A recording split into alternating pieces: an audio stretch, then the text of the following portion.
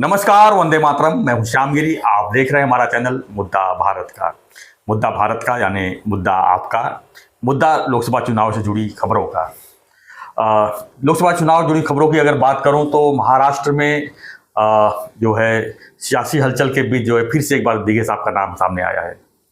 दिघे साहब को लेकर जो है इस समय उद्धव जी और शिंदे साहब के बीच में जो है काफ़ी वार्तालाप हो रहे हैं। सभा में जो है एक दूसरे ऊपर आरोप प्रत्यारोप का सिलसिला चालू है। ये तो होना ही था क्योंकि चुनाव हो और चुनाव प्रचार हो और उसमें शिंदे दोनों शिवसेना अगर अलग अलग चुनाव लड़ रहे हैं तो उसमें दिघे साहब का नाम उठना लाजमी है, क्योंकि दिघे साहब एक बेस है शिंदे साहब के और उनकी विचारधारा, बाला साहब की विचारधारा लेके उन्होंने शिवसेना को लेके जो है अलग हुए उद्धव जी से।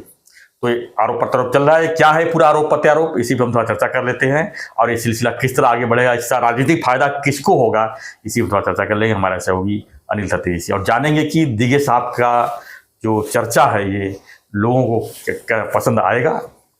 सर क्या मानते हैं सर, दिघे चुनाव और दिघे साहब का नाम ना हो ऐसा तो नहीं हो सकता थाना में खासकर, और महाराष्ट्र की राजनीति है और शिंदे साहब की पूरी राजनीति जो है दिघे साहब के आसपास ही घूमती है। तो ऐसे में जो आरोप प्रत्यारोप चल रहे हैं सर सभा के दौरान इस समय, क्या कहेंगे इस पर? तो पहली तो बात यह है कि एकनाथ शिंदे जो लेते हैं उसको प्रचार सभा कहते हैं और उद्धव ठाकरे जो लेते हैं उसको अपप्रचार सभा लेते हैं। तो पहली बात ऐसी है कि एकनाथ शिंदे एक मुद्दे पर उद्धव ठाकरे के बहुत पीछे है, बहुत पीछे। आपको आश्चर्य होगा कि एकनाथ जी शिंदे के इतने हृदयस्थ मित्र होने के बावजूद मैं बोल रहा हूँ कि उद्धव के सामने एक मुद्दा ऐसा है कि जिसमें कोसों मील एकनाथ जी शिंदे पीछे है। वो मुद्दा ये है कि झूठ बोलना। झूठ कौन बोलता है सर? ऐसा पूछते हैं आप? कोसों पीछे बोल रहा हूँ ना मैं। आपका ये सवाल है, वो सवाल ही पैदा नहीं होता है, वो सवाल पूछना ही नहीं निर्माण होता है। ये मैं बोल रहा हूँ, इसका सीधा अर्थ किसी की भी समझ में आएगा कि उद्धव ठाकरे एक नंबर के झूठे हैं और ये उनकी मुकाबला नहीं कर सकते। इतना झूठ उद्धव जितना बोलता है उससे 1% भी झूठ बोलना एकनाथ जी के लिए संभव नहीं है। तो सर कैसे है ना कि एक बड़ी अच्छी बात हो गई सर। धर्मवीर पिक्चर जब निकला जी तो मैंने उसके ऊपर कुछ क्रिटिसिज्म किए थे और वो बहुत सारे लोगों को पसंद नहीं आए थे। अब अच्छा हो गया कि एकनाथ शिंदे साहब ने ही बोल दिया कि धर्मवीर में बहुत झूठ भरा हुआ है। पहला पिक्चर जो निकला धर्मवीर पार्ट 1, तो बोले उसमें बहुत झूठ मूठ का दिखाया। उसमें जो राजन विचारे का रोल है जी, वो बोले ऐसा कभी नहीं था। वो उसने मेरे लिए राजीनामा दिया, त्याग किया, फिर मैं आ गया, वो सब धर्मवीर जो दिखाया है वो सब झूठ है। सर मैं पहले से ही बोल रहा है कि धर्मवीर पूरा पिक्चर ही झूठ है। अरे बाप! क्योंकि आनंद दिघे के मन में बाला साहब के प्रति एक आस्था श्रद्धा थी, पर बाला साहब के मन में कभी भी इनके प्रति प्यार और ये नहीं था, आत्मीयता नहीं थी। जी। हमेशा वो द्वेष करते रहे, मत्सर करते रहे। He was jealous of Anand Dighe, बाला साहब। कभी उनके बारे में इतने गलत बोले। कई संजय राउत को उन्होंने लोकप्रभा को इंटरव्यू दिया था, बाला साहब ने बोले हमारा आनंद दिघे सीधा साधा शिवसैनिक था, अनिल दिघे ने उसके दिमाग में हवा भर दिया तो अभी फुगारा गुब्बारा बन गया। ये बोलने वाले कौन थे? बाला साहब आपके ऊपर बोल दिए। मेरे ऊपर मतलब दिघे साहब के ऊपर गुब्बारा उनका हुआ करके बोले ना। मैं हवा भरने वाला हूँ वो बोलना मेरे लिए इतना बड़ी बात नहीं जितना दिघे साहब को बदनाम करना। तो बाला साहब भी दिघे साहब को बहुत बदनाम करते थे। वही मैं धर्मवीर पिक्चर आने के बाद बोला था कि बाला साहब के और उनके संबंध बहुत बिगड़े हुए थे हमेशा। दिघे साहब मुझे बोलते थे मैं तो अपनी तरफ से हर एक कोशिश करता हूँ इनके साथ रहने की, इनके प्रति मेरी श्रद्धा प्रकट करने की, मगर ये क्यों मेरे को कट टू साइज करो। मेरे खिलाफ सतीश प्रधान को भड़काया, गणेश नाइक को भड़काया, अनंत तरे को भड़काया। बाला साहब भी बोल देता हूँ सीधा, उद्धव ठाकरे और बाला साहब ये दोनों का एक ही मिशन था, फिनिश आनंद दिघे। उन्होंने ये सब भूत पैदा किए। गणेश नाइक को किसने सपोर्ट किया? गणेश नाइक जिंदगी उसके आनंद दिघे के खिलाफ गई। वो तो कुछ भी बोलता था, वो बोलता था या तो आत्महत्या करेगा या तो हिमालय में चला जाएगा। कौन? गणेश नाइक बोलता था हमेशा। जब भी मेरे आनंद दिघे दोस्त थे तो मैं जाने के बाद बात तो खुद ही निकालते थे, बोलते तो मी बोलतो एक दिवस तो आत्महत्या करील, नाही तो पागल माणूस है वगैरह वगैरह, ऐसा बोलते थे गणेश नाईक। ये गणेश नाईक को बोलने के लिए और ये सब विषमंथन करने वाले बाला साहब ही थे, उद्धव ही था। तो उद्धव को तो अधिकार ही नहीं आनंद दिघे साहब का नाम लेने का। और कैसा है ना कि अभी एकनाथ जी शिंदे ने बहुत अच्छी तरह से एक्सपोज किया कि आनंद दिघे को जो लास्ट में धक्का बैठा कि जिसकी वजह से उनका हार्ट अटैक आ गया जी, वो तो उद्धव ठाकरे ने, राज ठाकरे और नारायण राणे साहब को ही बोला था कि जाओ आनंद दिघे को बोलो कि तुम रिजाइन करो। वो डेथ बेड पे थे। हाँ, उसी समय उनका ऑपरेशन हुआ था पैर हाँ, का। और वो बोलने के बाद 10 मिनट के अंदर उनको शॉक लग गया कि मेरे ऐसी हालत में भी मेरे से राजीनामा मांगा है, और वो कारसन उद्धव का था। आज अच्छा हो गया एकनाथ जी शिंदे, मैं पहले से बोल रहा था, तब इनका प्रॉब्लम था, मगर अभी तो अच्छा हो गया। एकनाथ शिंदे भी खुलकर सामने आ गए, बोले धर्मवीर पिक्चर झूठ है, अभी धर्मवीर 2 निकालो ही मत सर, धर्मवीर 2 निकालो मत अभी, क्योंकि अगर पहला झूठा है तो उस झूठ के ऊपर और कितने झूठ आएंगे। आप अगर इसमें भी फिर बाला साहब का और इनका दिखाएंगे, धर्मवीर आनंद दिघे का, तो वो तो झूठ ही है। बाला साहब का उनका नाता ही नहीं था जो धर्मवीर पिक्चर में दिखाया वो। तो धर्मवीर 2 को अभी बैन कर दो, बंद करो, उसका शूटिंग बीटिंग चल रहा है वो।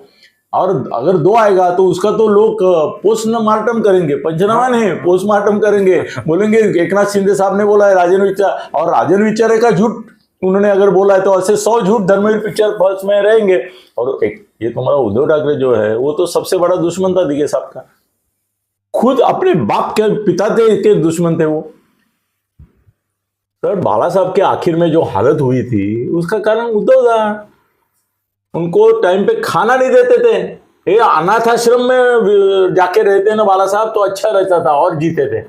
ये घर में इनको उनका सब तकलीफ टॉर्चर करके उनको ये कर दिया बाला साहब को। ये भी एकनाथ शिंदे बोले हैं कि भाई उनको टॉर्चर किया गया बाला साहब को, कि बाला साहब की विरासत का नाम लेते हैं।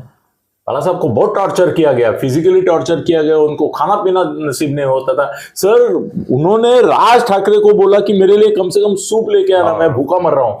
राज जी ने कई बार बोला ये। फिर जब वो अपने पिता को भूखा मारता है और उसको उसका वैचारिक वारसा मेरे पास है करके बोलता है, उसको शर्म आनी चाहिए।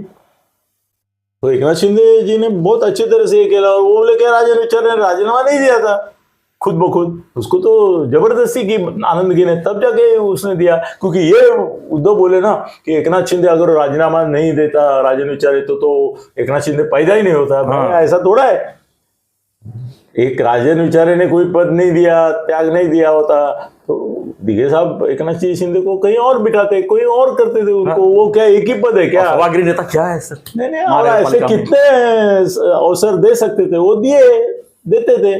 आज भी सर मैं बोलता हूँ दिघे साहब को मैं करीबन 25-30 साल एकदम उनके मतलब भाई जैसा मेरा नाता था। आज भी वो एकनाथ जी शिंदे के साथ होते आनंद दिघे। उद्धव और उनका जो झगड़ा हुआ उसमें बहुत सारे बोलते थे, दिघे साहब बोलते थे गद्दारीला क्षमा नहीं तो कैसे है, मगर दिघे साहब को जिस तरह से अपमानित किया था बाला साहब ने और जिसी तरह से इनको किया था, और उद्धव सबका कॉमन, राणे का दुश्मन उद्धव, गणेश नाईक का दुश्मन उद्धव, सतीश प्रधान का ये दुश्मन दुख, ये सबका सब जितने भी बाहर गए, राज ठाकरे का दुश्मन उद्धव।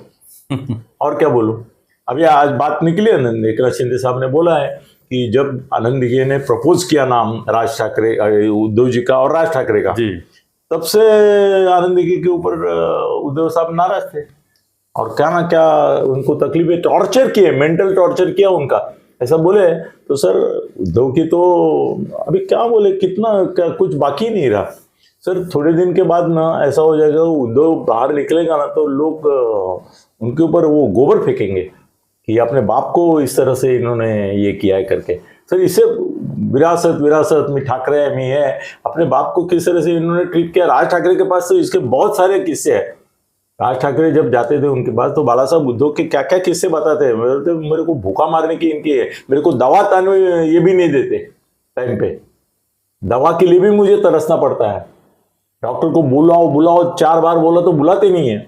उद्धव तो चाहते नहीं थे बाला साहब जिंदा रहे, यहाँ तक आरोप किया है क्यों एकनाथ जी क्यों शिंदे नहीं है, ऐसा क्या रही कि है? इनको हो जाएंगे तो ये हो जाएंगे ना सब कुछ ओ। करके, सत्ता इससे के लिए बुरा क्या है? सत्ता के लिए कुछ भी तो इतना। सर जिसने अपने बाप की परवाह नहीं की वो एकनाथ जी शिंदे की क्या परवाह करेगा और अपने लोगों की क्या परवाह करेगा? जी, बिल्कुल। सर मैं ये बोलता हूं- लोगों को समझना चाहिए, लेकिन हाँ जो ये सर वोटर्स जो है मैं वोटर्स। संजय को भी बोलता हूँ कि एक दिन ऐसा आएगा कि तेरे पार्श्व भाग पर, मैं उसको बोलते समय पार्श्व भाग नहीं बोला, उसे अच्छा शब्द यूज किया, मैं मेरा तेरे गांड पे लात मारने वाला यही होगा। यही होगा, उद्धव ही तेरे को बाहर निकालेगा और निकालने वाला है, पक्का पक्का निकालने वाला है। तो एकनाथ जी शिंदे ने आज बहुत अच्छा किया, तो उन्होंने बता दिया कि धर्मवीर पिक्चर में जो भी बताया वो झूठ है और राजेंद्र बेचारे ने कोई रेसिग्नेशन नहीं दिया था, कुछ नहीं किया था। और बाला साहब उनका समय का पूरा अगर हो गया था टॉर्चर है, वो बाला साहब का टॉर्चर एक इसने उद्धव ने जितना किया उतना किसी ने नहीं किया और उसकी विरासत इनके पास है। तो फडणवीस ने अच्छा बोला है आज, वो बोले कि एक डीएनए की विरासत रहते हैं कि आप उनके पैदा हुए उनके इसमें घर में, मगर दूसरी वैचारिक विरासत रहते हैं, वो बोले कि वैचारिक विरासत तो एकनाथ जी शिंदे के पास है। जी। तो आज अच्छा हुआ ये मुकाबला हुआ और इसके लिए उद्धव ने वो आ बैल मुझे मार कर दिया। वो अगर कल ये नहीं बोलते तो एकनाथ जी शिंदे उनको वस्त्राहरण भी नहीं करते थे। अच्छा हो गया, एकनाथ जी शिंदे कभी न कभी उनको बोलना चाहिए था, अब बोल रहे हैं ना। तो अब वो लंदन का मामला भी एकनाथ जी एक बार बता दीजिए, क्योंकि मैं कब से मैंने जब से उस दिन आपसे यहाँ बोला लोग भी तो पूछ मुझे रहे हैं तो कि लंदन का मामला क्या है। कितने मैसेज आए कि वो लंदन वाला मामला आप बोल दो, एकनाथ जी अभी तक बोले नहीं। एकनाथ जी अभी समय है, सही समय है, आप बोल दो। और बोलते वैसे भी मुंह खोलूंगा तो भूचाल आ जाएगा, खोलना चाहिए ना। अरे खोलेंगे सर, खोलेंगे, देखो अब क्या होता है वो। चलो ठीक है, थैंक यू सर। तो हम लोगों से भी पूछ लेते हैं उनकी प्रतिक्रिया क्या है इस पर। हमारी जो चर्चा हुई कि उद्धव जी और बाला साहब का रिश्ता और उद्धव जी का बाकी शिव सैनिकों का रिश्ता किस तरह रहा, आपसी चर्चा कर रहे थे। आपकी प्रतिक्रिया जरूर लिखिए और बने रहिए ऐसी खबरों के लिए, ऐसे विश्लेषण के लिए। बिंदास जो वक्तव्य होता है तेज आपको ऐसा कोई नहीं बोल सकता मेरे ख्याल से। तो देखते रहिए चैनल को मुद्दा भारत का। चैनल को लाइक शेयर और सब्सक्राइब। और मेरा भी अनिल गगन विधि सत्य, उसको लाइक और शेयर और सब्सक्राइब कीजिए। 20 वीडियो आ रहे हैं, उसके ऊपर एक से एक बाप वीडियो आ रहे हैं और कोई देख नहीं रहा है, क्योंकि लोगों को मालूम ही नहीं कि मेरा चैनल है। जी। तो मराठी वीडियो के लिए सबका अनिल गगन विधि तत्ते, उसको जरूर देखिए। और हिंदी यहाँ पे। चलो धन्यवाद। जय हिंद, जय महाराष्ट्र, जय श्री राम। हाँ, वोटिंग जरूर कीजिए। हाँ, और वो मोदी को ही कीजिए। मोदी का जो भी पात्र अपात्र उम्मीदवार रहेगा उसको वोटिंग कीजिए।